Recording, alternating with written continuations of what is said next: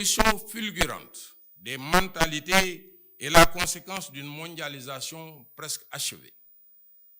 Cette interconnexion, ce brassage de cultures, de manières de penser, offre aux nouvelles générations une autre perception de la notion de la liberté et des libertés individuelles.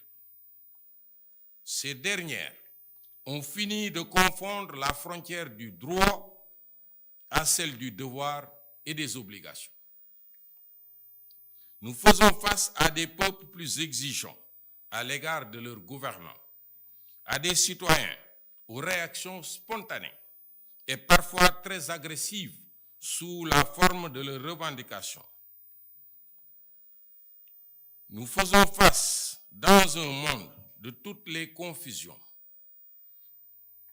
qui conçoit la violence comme un réflexe d'autodéfense, de protection ou tout simplement comme une posture légitime d'expression démocratique de son indépendance. Ce choc naturel des volontés individuelles dans un espace que nous partageons en commun est intégralement alimenté par des motifs incompréhensibles.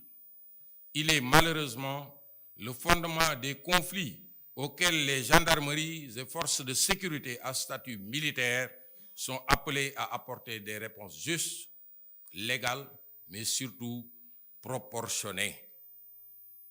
Face à un tel environnement, notre offre traditionnelle de sécurité se trouve naturellement compromise. Les demandes de sécurité des populations imposent désormais un changement des paradigmes.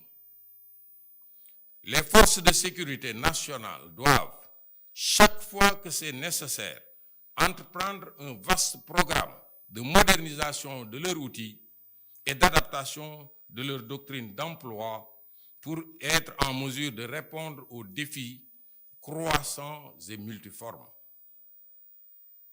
Cette organisation autour de la FIEP est un bon cadre de réflexion et d'échange de procédés pour apporter des orientations pertinentes et efficientes à cette grande problématique de l'insécurité. Aujourd'hui, l'émergence de nouvelles formes de menaces a érigé la protection et la sûreté de nos terroirs, de nos territoires nationaux au rang de priorité stratégique et vitale. Pour y faire face, les forces de gendarmerie et forces assimilées doivent proposer un schéma cohérent, capable de garantir en permanence et partout une meilleure surveillance de nos villes, de nos campagnes, de nos voies de communication, mais aussi de nos frontières. Et à assurer la continuité de l'action gouvernementale, participer à garantir la sécurité générale du territoire par la prévention et la répression des atteintes à l'ordre public, participer à la protection des populations et de leurs biens, en particulier les moyens qui conditionnent le maintien des activités indispensables à leur bien-être.